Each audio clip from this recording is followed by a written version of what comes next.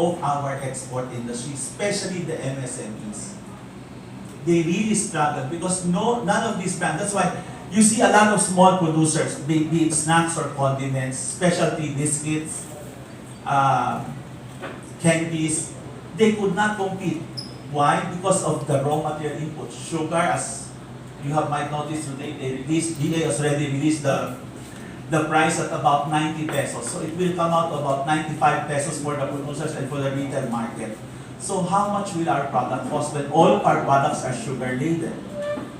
Our packaging is not available. That's why, in comparison to our neighboring countries, all of our products from bagoong to preserves to coconut jam and what else is in that bottle, even peanuts and coconut sugar, are using the same bottles.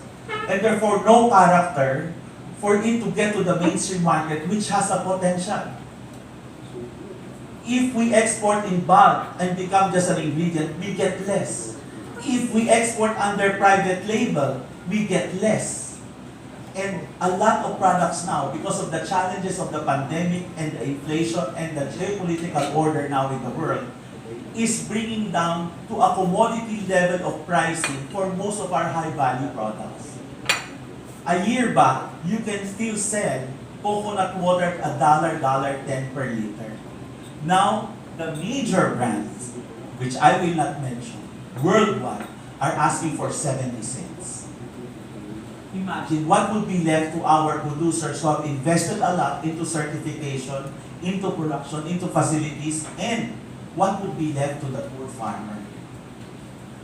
So, I enjoin you to join the consolidators' cause in reaching out to government to create programs not only on raw material supply, packaging, support for promotions, but as well as the imposition or the elimination of the imposition of 12% VAT on indirect exports. Because none of these small producers can go to the market if we will be charged at 12%. It is not going to my pocket, it is not going to the farmer's pocket, nor the producer's market, but it will create a price level which the market will not be able to accept anymore. And thus, in a matter of a few more months, with the challenge of the inflation and recession abroad, we will see a lot more MSMEs closing shop. This is the sad plight. So, much as the DOF has confirmed that there was an oversight on the imposition of VAT on indirect exports, to do that corrective legislation with Congress will take another 2 years.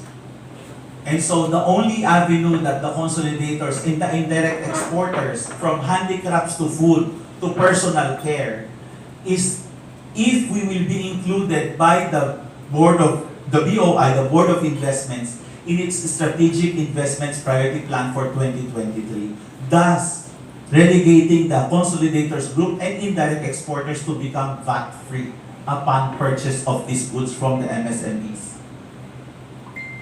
Now, let me share to you that the consolidators, aside from just purely on a trading basis, because sometimes the government does not appreciate the trading basis position of the consolidators, let me enumerate to you and exemplify to you that as consolidators, we spend on the marketing, the compliance, the documentation, certification, promotions of all of these MSMEs. We help them design better labels. We spend for their shipment cost. We travel for them just to push the product that we believe would have a potential either on the mainstream or the Filipino markets abroad.